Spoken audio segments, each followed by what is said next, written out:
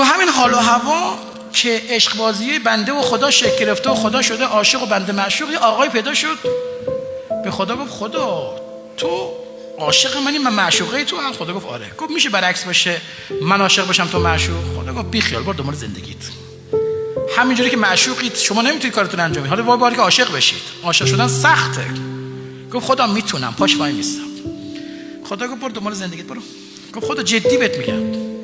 خدا گفت اگه جدی میگی، من اگر معشوق باشم نازم زیاده ها، من ناز میذارم، من خدام یه نازایی میذارم بد میشه. گفت نازتو میخرم عشقم، نازتو میخرم. گفت ناز من وحشتناکه ها، نمیتونی.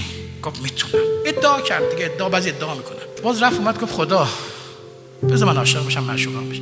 گفت فلانی اگه بخواد رابطه عشقمون شکل بگیره یه طرفش خوبه، همین که من عاشق تو هم. گفت نه بذار تو منم عاشق تو بشم. گفت میتونی؟ گفت بله. ادعا کرد. اسمش حسین بود علیه السلام. حسین ادعا کرد. عشق بازی شروع شد 40 سالش. گفت خدا چرا ناز نمیذاری؟ گفت ناز میذارم. شد 45 سالش. خدا ناز نمیذاری؟ گفت ناز میذارم. شد 50 سالش. شد 57 سالش. محرم شروع شد.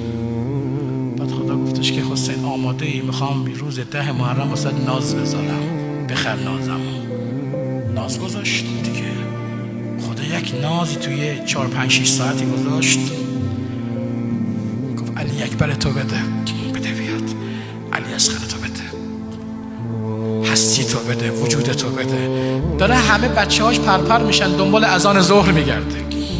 میگه ببین بلدم، ببین حواسم به تو هم هست. میگه رزم به رضائک تسلیما لقضائک. هی حرف میزنه میگه ببین بلدم ناز بخرم. ناز خرید و خرید.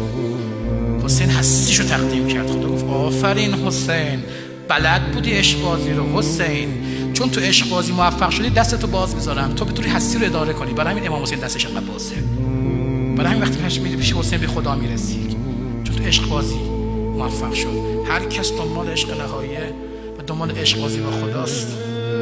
معشوق بمون، عاشق نشو. چون اگه عاشق بشی سخته، ولی اگر یه روز قرار شد عاشق بشی مثل امام حسین بلد باش ناز بخر. اگه ناز بخری خدا خیلی خیلی خیلی باحال‌تر از این حرف هست.